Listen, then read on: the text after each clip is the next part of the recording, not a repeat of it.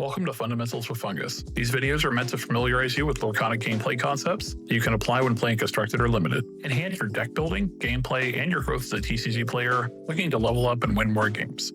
If you want to level up your Lorcana game and start winning more consistently, you need to understand card advantage. It's the hidden engine behind most victories in competitive play. In this video, I'll break down card advantage for beginners, explain how to gain it, and show examples so you can start playing smarter. At its core, card advantage is about having more resources than your opponent. Specifically, more cards in hand or in play that give you meaningful options. In Lorcana, the more cards you have, the more characters you can play, the more actions you can take, and the more pressure you can apply. The most obvious way to get card advantage: draw more cards. More cards equals more options and helps you find the best plays, answer threats, and just keep pressure on. Let's start with a classic: Friends on the Other Side. For 3 ink, you draw 2 cards. Simple, clean, and effective. You're turning 1 card into 2 new cards. That's a +1 card advantage. This is the kind of card that is great in decks that want to outvalue the opponent over time. Let's say you use Sisu, Divine Water Dragon. When she quests, you look at the top 2 cards of your deck and put 1 into your hand. That's free value while you advance your game plan. Or consider Jafar, High Sultan of Lorcana. When he quests, you can draw a card, then discard, but if you discard an illusion, you get to play it for free. That's a massive value engine. Drawing extra cards keeps your hand full, helps you find answers, and lets you stay in the game longer. The flip side of drawing cards is making your opponent lose cards. A great example is Be Prepared, a board wipe that removes all characters. You might lose 2 or 3 characters, but if your opponent loses 5, that's a huge swing in your favor. Another way of taking away cards is discard. Consider a card like You Have Forgotten Me. For just 4 ink, your opponent discards 2 cards. That's brutal. You're spending 1 card to make them lose 2. That's a 2-for-1 trade.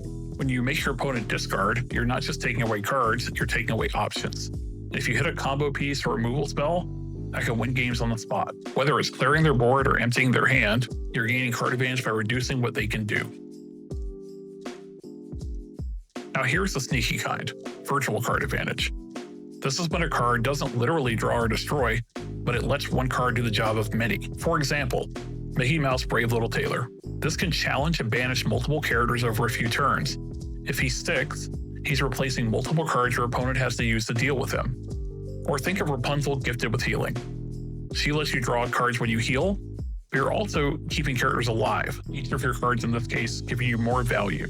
These are cards that generate value over time or force your opponents to overcommit. That's virtual card advantage, and smart players look for that as well. Now that we've talked about card advantage, let's compare it to something just as important: tempo. While card advantage is about the number of cards you have, tempo is all about time. Who's ahead on board, who's threatening more lore, and who's forcing others to react. Sometimes you'll face a choice. Do I play a card that draws more cards, or do I play something fast and aggressive to pressure my opponent? Take a card like Finders Keepers. For 5 ink, you draw 3 cards. That's a big payoff in terms of card advantage. But here's the catch: casting it usually means you're not playing a character that turn, and you're not affecting the board. If your opponent just played a big threat or is building up a strong lore push, spending your turn drawing cards might let them gain tempo and push even further ahead. In some games, drawing 3 cards with Finders Keepers gives you the tools you need to win in the long run.